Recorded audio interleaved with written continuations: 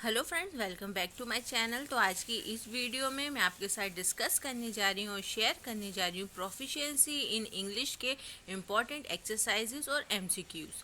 तो मैं आप लोगों को बता दूं, जो भी एमपी डीएलएड के स्टूडेंट हैं सेकेंड ईयर के, तो उनके पास एक ये सब्जेक्ट है प्रोफिशिएंसी इन इंग्लिश। ये मैं पहले आपको बता दूं, ये ऑप्शनल वाला सब्जेक्ट नहीं है। ये वाला सब्जेक्ट सबके पास है, भले आपके पास साइंस हो, सोशल साइंस हो, मैथ्स हो, कुछ भी हो। ये सब्जेक्ट आपके पास अलग से है, प्रोफिशिएंसी इन इंग्लिश। मैं उसके इम्पॉर्टेंट एक्सरसाइज और एमसीक्यूज आप लोगों के साथ शेयर करने जा रही हूँ। तो वीडियो को लास्ट तक देखिए। अगर कुछ भी प्रॉब्लम होती है आपको या कोई क्वेश्चन होता है तो मुझे आप लोग कॉमेंट सेक्शन में पूछ सकते हैं। तो वीडियो को स्टार्ट करने से पहले बहुत से जो स्टूडेंट्स हैं वो मुझसे पूछ रहे हैं कि पेपर कब तक होंगे, एमपी डीएलएड के फर्स्ट ईयर और सेकंड ईयर के। तो जो भी स्टूडेंट्स हैं जिनके मन में ये क्वेश्चन है, तो मैंने इस पर वीडियो बना के रखी कि आप लोगों के जो पेपर है वो कब तक हो सकते हैं और कब तक पोस्टपोन हुए हैं। तो आप लोग वो वीडियो देख सकते हैं। मैं वीडियो का जो लिंक है वो डिस्क्रिप्शन बॉक्स में दे दूँगी या ऊपर आई बटन में आपको प्रोवाइड कर दूँगी। ये वीडियो के लास्ट में आपको दे दूँगी ताकि आप लोग वो वीडियो जाके चेक करें और जिससे आपको पता चल जाए जो आपके एग्ज़ाम है वो कब तक हो सकते हैं या कब तक होने वाले हैं। तो चलिए वीडियो को स्टार्ट करते हैं। तो जो भी स्टूडेंट्स हैं जिनके पास बुक्स नहीं है, बुक्स नहीं ले पाए हैं, तो वो इसमें से रिवीजन कर सकते हैं, जिससे आप लोगों का जो ज़्यादातर आपके क्वेश्चन है इसी में से आएंगे। तो ये वीडियो मैं आपको दो पार्ट्स में दूंगी। ये फर्स्ट पार्ट है, इसमें मैं आपको पूरे जो भी एमसीक्यूज़ है यानी चूज़ द करेक्ट है वो दूंगी। फिर आपको नेक्स्ट वीडियो में आपको फिल इन द ब्लैंक्स और जो भी आपकी अदर एक्सरसाइजेज हैं वो दूंगी। तो चलिए वीडियो को स्टार्ट करते हैं। तो हमारा फर्स्ट क्वेश्चन है, how many kinds of script are there in writing English are. तो ये क्वेश्चन मैंने आपके साथ बहुत बार डिस्कस कर चुका है। मैंने आपको इसको क्वेश्चन आंसर में भी बताया था कि इंग्लिश में कितनी स्क्रिप्ट होती हैं, इंग्लिश लिखने की कितनी स्क्रिप्ट होती हैं। तो वो हैं 3 स्क्रिप्ट। अब आते हैं नेक्स्ट क्वेश्चन पे। Reading make a full man, conference a ready man, and writing an exact man who had stated it. तो ये आप लोगों को लाइन दी गई है, ये किसने कहा था? तो इसका सही आंसर होगा बेकॉन ने ये लाइन कही थी। फिर हमारा नेक्स्ट क्वेश्चन है, one of the cause of bad hand writing is. तो यहाँ आपको 4 ऑप्शन है, bad sitting posture, low cost of pen, speed या coordination of hand and eye. तो इसका करेक्ट आंसर होगा बैड सिटिंग पोस्चर। ठीक है। फिर आते हैं फोर्थ क्वेश्चन पे, the number of kinds of letters. तो कितने काइंड्स के लेटर्स होते हैं हमें बताना है, 4, 3, 2 या नन ऑफ दिस। तो लेटर्स 3 काइंड्स के होते हैं, तो इसका करेक्ट आंसर होगा बी वाला। अब है fifth question, using a word bank and brainstorming helps to build vocabulary, ideas, writing skills या फिर रीडिंग कॉम्प्रीहेंशन। तो वर्ड बैंक और ब्रेन स्टॉर्मिंग के हेल्प से क्या हो सकता है? वर्ड बैंक क्या होता है? जब हम हमारे पास वर्ड बैंक, यानी मैं आपको एग्जांपल दूं, जैसे डिक्शनरी, ठीक है, उसको हम वर्ड बैंक कहेंगे क्योंकि उसमें बहुत सारे वर्ड्स होते हैं विथ मीनिंग, तो उसको हम कहते हैं वर्ड बैंक। तो इसका क्या हेल्प हो सकता है? तो इसकी हेल्प हो सकती है कि हमारी जो वोकेबलरी है वो उससे बनती है। वोकेबलरी मतलब होती है शब्दावली। ठीक है, अगर हमारे पास डिक्शनरी है तो हम उससे क्या कर सकते हैं, हमारी जो वोकेबलरी है वो बढ़ा सकते हैं, क्योंकि हमें उससे पता चलता है नए नए वर्ड्स और उनके मीनिंग और उनका प्रोनाउंसिएशन।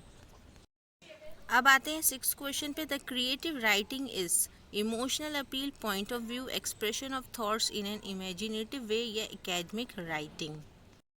तो इसमें बताना है कि क्रिएटिव राइटिंग क्या है। तो क्रिएटिव राइटिंग क्या होती है, हम अपने जब विचारों को, थॉट्स को व्यक्त करते हैं इमेजिनेटिव वे में, यानी काल्पनिक वे में, मतलब वो चीज़ हो नहीं सकती, हम मन ही मन में मतलब उसको इमेजिन कर रहे हैं उस चीज़ को, वो ऐसा होगा, वो वैसा होगा, तो उसी को हम कहते हैं क्रिएटिव राइटिंग। यानी इसका सही आंसर होगा सी वाला। अब है next question, cursive script means speedy writing, running writing, print script या फिर पिक्चर राइटिंग। तो इसका सही आंसर होगा रनिंग राइटिंग। कर्सिव स्क्रिप्ट का मतलब क्या होता है? Running writing. जो हम वर्ड्स को मिला मिला के लिखते हैं और जल्दी जल्दी लिखते हैं, उसी को हम क्या कहते हैं? Running writing. अब आते हैं एट क्वेश्चन पे, the 4 different types of language in writing. तो यहाँ आपके 4 ऑप्शन है, तो इसका सही आंसर होगा option number A, expository, descriptive, persuasive and narrative. अब है precise writing is a form of, यहाँ आपको 4 ऑप्शन है letter, composition, figures of speech या टेक्निकल राइटिंग। तो प्रिसाइज राइटिंग मतलब होता है क्या, सबसे पहले मैं आपको बता दूं, जब हम राइटिंग शॉर्ट फॉर्म में करते हैं उसको हम कहते हैं प्रिसाइज राइटिंग। तो लेटर हो नहीं सकता प्रिसाइज राइटिंग क्योंकि वो डिस्क्रिप्टिव होता है। फिर है कॉम्पोजिशन, तो कॉम्पोजिशन हम शॉर्ट में लिखते हैं। फिर सी वाला है फिगर्स ऑफ स्पीच, तो ये वाला भी नहीं होगा। फिर टेक्निकल राइटिंग, ये भी डिस्क्रिप्टिव है। तो इसका मतलब है जो 9th का आंसर होगा वो होगा कॉम्पोजिशन। अब है print script is in which, letter of word are not join together, speedily return, letters are free in word या नन ऑफ दिस। जो प्रिंट स्क्रिप्ट होती है, प्रिंट स्क्रिप्ट मतलब जो मैगजीन और न्यूज़पेपर में स्क्रिप्ट होती है वो कैसी स्क्रिप्ट होती है, तो इसका करेक्ट आंसर होगा ए। आप लोग देखना है जो आप लोगों की बुक्स होती हैं या फिर न्यूज़पेपर होते हैं उसमें जो वर्ड्स होते हैं, लेटर्स के जो वर्ड्स होते हैं वो आपस में जॉइंट नहीं होते हैं, वो अलग अलग लिखे होते हैं। जैसे कि इसका एग्जांपल आप लोगों को स्क्रीन पे भी दिख सकता है, ये जो मैं आप लोगों को राइटिंग शो हो रही है, तो इसमें भी क्या है, आप लोगों की जो राइटिंग है वो प्रिंट स्क्रिप्ट है, जिसमें आपके जो वर्ड हैं दूर दूर लिखे हुए हैं, आपस में जॉइंट नहीं है। तो इसका सही आंसर होगा ऑप्शन नंबर ए।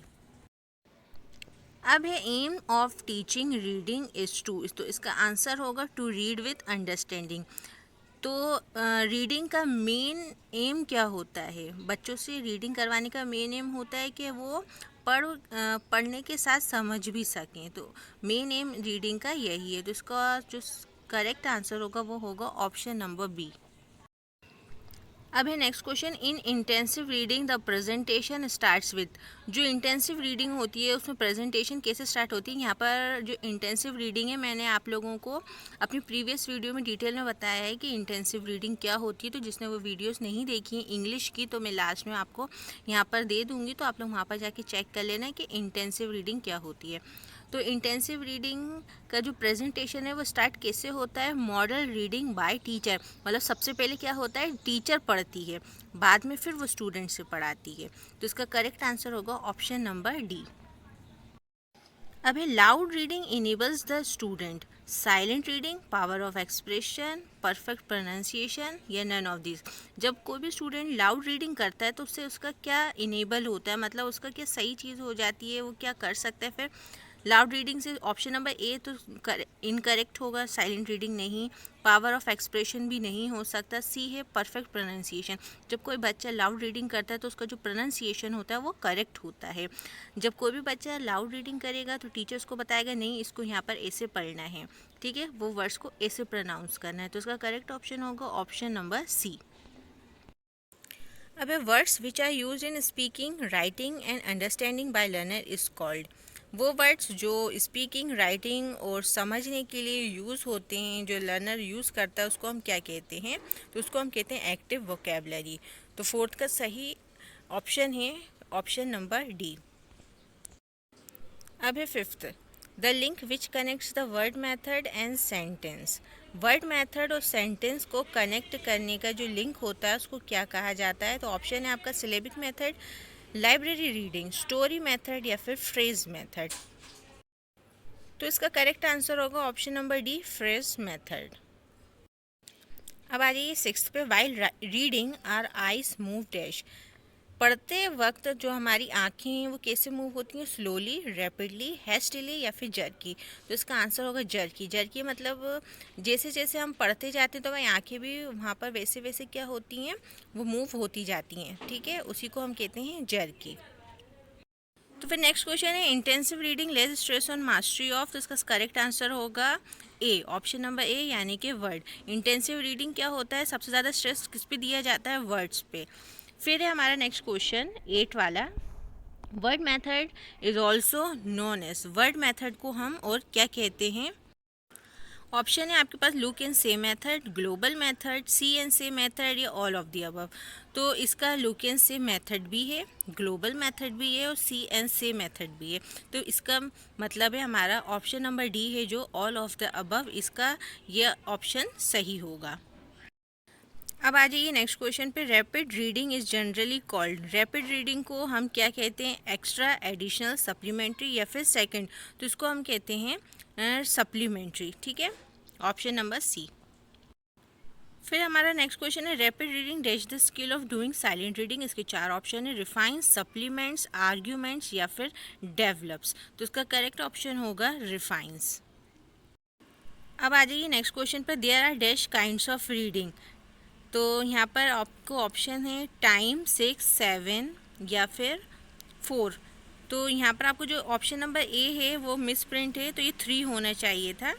तो इसका करेक्ट आंसर होगा 6, यानी कि ऑप्शन नंबर आप लोगों का बी वाला। तो यहाँ पर काइंड्स पूछे हैं रीडिंग के तो 6 होते हैं, ठीक है। लेकिन अगर आप लोगों से राइटिंग स्क्रिप्ट के टाइप्स पूछें तो वो 3 होते हैं, लेकिन आपसे काइंड्स पूछें रीडिंग के तो वो 6 होते हैं। तो ये है आज के कुछ इंपॉर्टेंट एमसीक्यूज़। तो आगे का मैं आप लोगों को पार्ट 2 में बताऊंगी, उसमें आप लोगों को फिल इन द ब्लैंक्स और अदर चीज़ें बताऊंगी। तो आप लोग मुझसे कनेक्ट रहिएगा। अगर आप लोगों को कोई भी डाउट या कन्फ्यूजन होती है तो मुझे आप लोग कमेंट सेक्शन में पूछ सकते हैं। और अगर आपको मेरी वीडियो अच्छी और हेल्पफुल लगी हो, इन्फॉर्मेटिव लगी हो, तो वीडियो को लाइक करो, अपने फ्रेंड्स और फैमिली के साथ शेयर करें।